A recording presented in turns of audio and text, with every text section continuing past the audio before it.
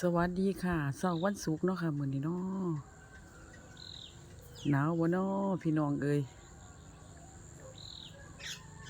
อืม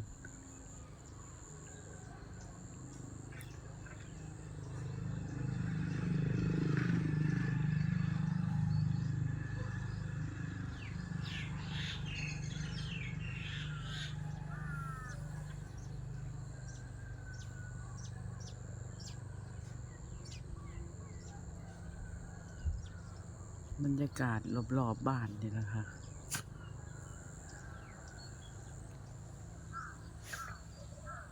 นางดำเจ้าหนาวบ่ฮะหนาวบ่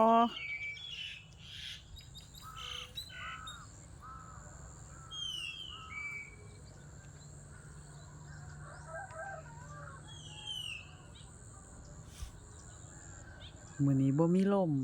มีแต่หนาว